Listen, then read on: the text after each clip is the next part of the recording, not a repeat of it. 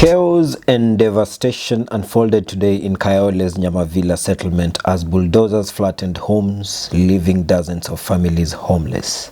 The demolitions began early Monday morning, today being the second day, stemming from a 22-year-long land dispute between a real estate company and residents accused of occupying the land illegally.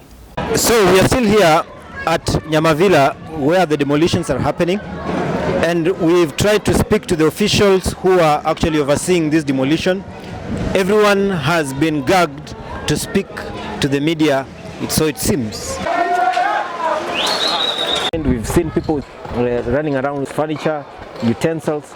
So meaning there's a lot of looting that is going on here. But currently people are scavenging for the metallic parts which they can be able to sell. I've spoken to many people, and here is what they had to say about what is going on. Yeah, kwa majina naitwa Simon Karaoke. Mimi mkazi wa Nairobi na naishi sana hii side za Kayole. Na leo nilikuwa nataka kutafuta nyumba.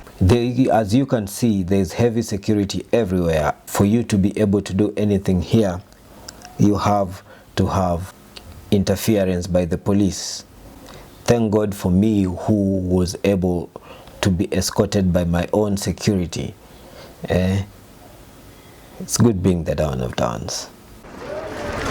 Lakini vile nimeingia huku napata kuna polisi, naona wamejihami, naona pia kuna manyumba zinabomolewa.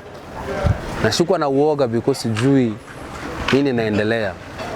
Nahofia sana because sijui kama nikitafuta nyumba hii side tena itakuja ibomolewe.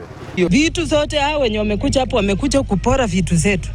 Mimi sina mahali na sina pesa ya kuchukua nyumba. Tuna lose value ya kuwa Kenyans. Hata labda tukakuwa wakimbizi huko nje tutaishi vipoa. Mbona tusikae kwetu? Mimi nimegrow hapa. Kwangu ilikuwa ni pale. Na machungu sana kama naona tu nyumba yangu ilibomolewa, vitu zangu zikafunikiwa ndani, nilala nje na familia yangu, tukalala nje. Usiku baridi, upepo unatuua, mtoto analia njaa, huwezi mpikia, hauna hata stove, zilishazikwa, zilibiwa na wezi, wakachukua gasi kaenda. Sasa tumebaki tu na kilio.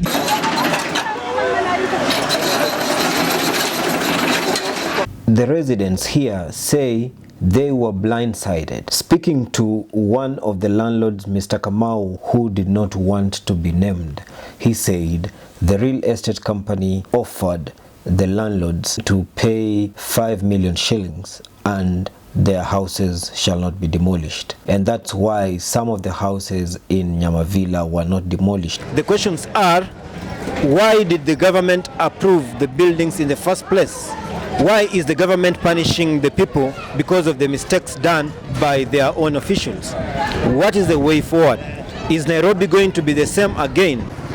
Sasa najiuliza ni wapi nitakaa Nairobi kukue safe?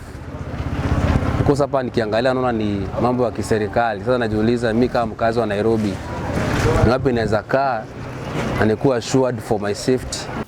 Nominated MCA Joy Mwangi criticized the lack of notice and expressed solidarity with the displaced families.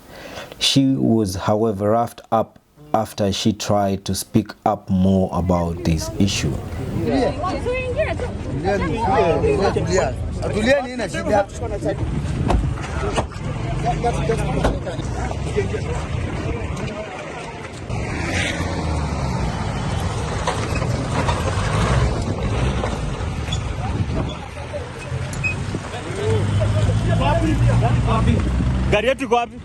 We've seen women here crying, men crying, people actually looting from each other here, the police overseeing every activity, and no one has been allowed to speak to the media.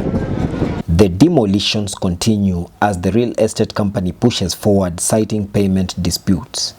For now, dozens of families are left in limbo, their homes reduced to rubble. Until next time, it's Don Santo asking the right questions. What the f*** is going on?